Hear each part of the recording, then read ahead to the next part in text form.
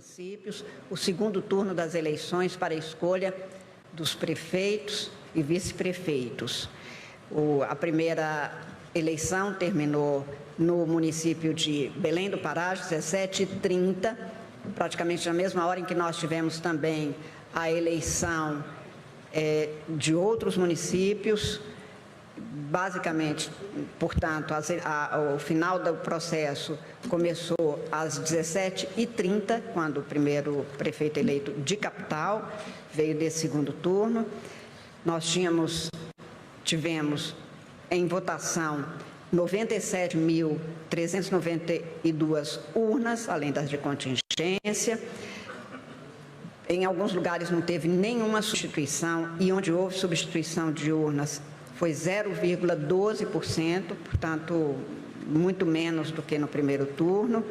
Tivemos algumas denúncias de desinformações, basicamente recebemos de 4 de junho até hoje 5.234 alertas no sistema de desinformação e no sistema que criamos este ano, SOS Voto, nós recebemos 3.463 informações sobre desinformações que estariam sendo aplicadas. Nós tivemos um número de denúncias de irregularidades menor do que a média nas últimas eleições, especialmente no primeiro turno.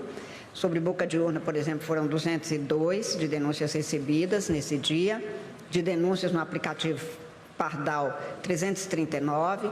O número de ocorrências em alguns locais foi irrisório, em alguns locais, 0. A Polícia Federal registrou, por exemplo, de todos os municípios onde houve segundo turno, e faço questão de dizer que foram mais de 33 milhões de eleitores que poderiam comparecer às urnas, nós tivemos 8 inquéritos, um total de ocorrências de 23 nesse dia, o que significa que foi uma eleição como devem ser todas as eleições, num clima de tranquilidade, de absoluto respeito às pessoas.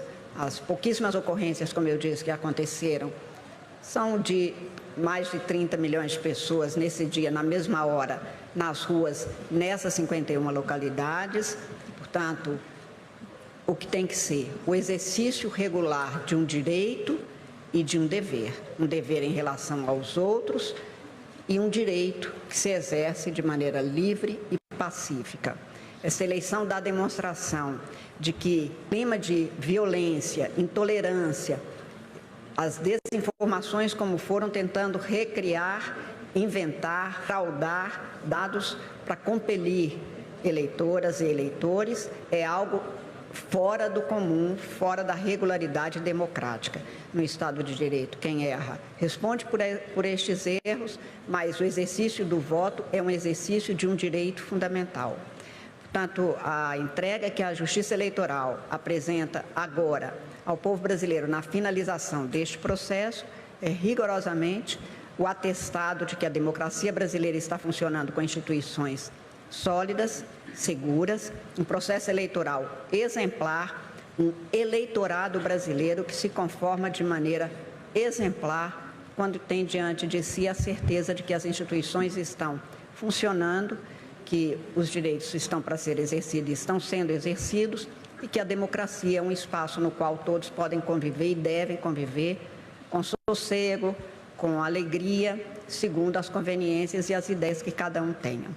Eu quero agradecer de uma forma muito especial nesta noite, em primeiro lugar, as juízas e os juízes eleitorais que trabalharam não apenas no dia de hoje, mas trabalharam incessantemente desde o início do processo eleitoral, basicamente em todo o período dos 2 anos desde a última eleição, mas de uma forma mais específica e objetiva, desde junho deste ano, aos mesários, quase 2 milhões de mesários que nos ajudaram no primeiro e no segundo turno, colaborando de uma maneira muito comprometida e responsável para que nós tivéssemos este final de eleição no início de noite com tanta tranquilidade. Agradecer mais uma vez, penhoradamente, às servidoras e os servidores da Justiça Eleitoral, modelos de servidores públicos que trabalham o tempo todo com total empenho, dedicação, até o limite de suas forças, para que o eleitor pudesse não pensar sequer que haveria algum problema. O aumento da acessibilidade, o atestado que se passa de que todos aqueles que podem votar devem votar e não devem ter qualquer tipo de desassossego em relação a isso, é fruto do trabalho das servidoras e dos servidores da Justiça Eleitoral brasileira. Portanto, meu muito obrigado.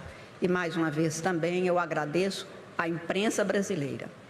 Os profissionais da imprensa colaboram o tempo todo, quer advertindo para eventuais falhas ou dúvidas que ainda remanescem, comparecendo, divulgando, informando, discutindo, também exemplo de uma imprensa livre e, como nós temos repetido, não há democracia sem um judiciário independente e sem uma justiça livre. E é isso que nós estamos apresentando ao Brasil. A Justiça Eleitoral brasileira funcionou para que esses resultados de hoje fossem apresentados e a imprensa, juntamente com o judiciário brasileiro, trabalharam para que isso acontecesse e para que cada cidadão brasileiro recebesse a informação de que ele precisa de maneira correta, coerente com a veracidade dos fatos. Eu agradeço mais uma vez, em nome da Justiça Eleitoral. Amanhã nós recomeçamos os trabalhos, até porque o trabalho é incessante.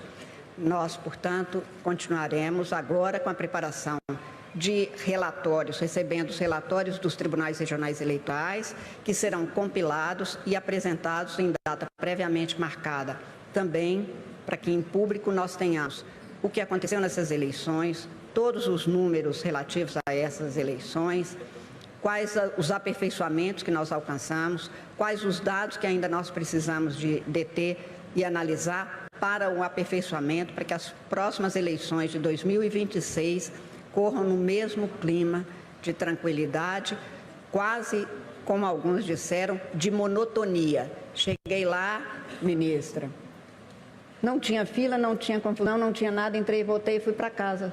Que monotonia? Pois é, nós queremos a monotonia democrática para depois todo mundo ir para casa, poder ter a sua casa, com a sua família, com seus entes queridos almoçando.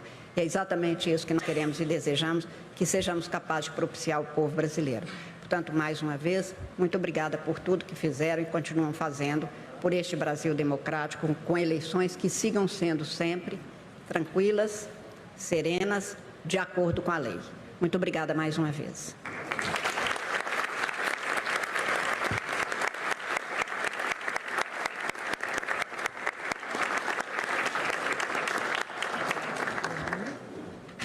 Boa noite a todas as pessoas. A gente vai começar agora as perguntas. Eu queria pedir aos jornalistas que se encaminhassem aos microfones que estão nos pedestais. Eu vou chamar primeiro a jornalista Flávia Maia, do Valor Econômico, e eu já peço para o Marcelo Cão, da TV Globo, ficar preparado para a segunda pergunta.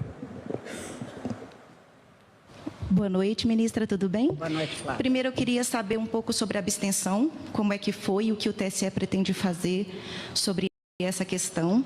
E uma outra pergunta que eu queria fazer é que, para as eleições de 2024, o TSE fez uma ampla regulamentação de fake news, uso de inteligência artificial, né? Só que a campanha mostrou outros desafios, né? Uso de cortes, influenciadores. Existe alguma ideia aqui dentro do TSE, da Justiça Eleitoral, para igualar rede social a meio de comunicação? Obrigada. Flávia, obrigada pela sua pergunta. Sobre a abstenção, nós temos os dados de hoje mais genéricos. Genéricos que eu digo, como se fosse um recorte de todo o Brasil, o que não permite saber exatamente em cada local como foi a abstenção. Nós tivemos isso no primeiro turno e eu até cheguei a me manifestar sobre isso. É preciso que a gente agora, e é o que nós vamos fazer, nos debruçar sobre os números, porque em alguns lugares, por exemplo,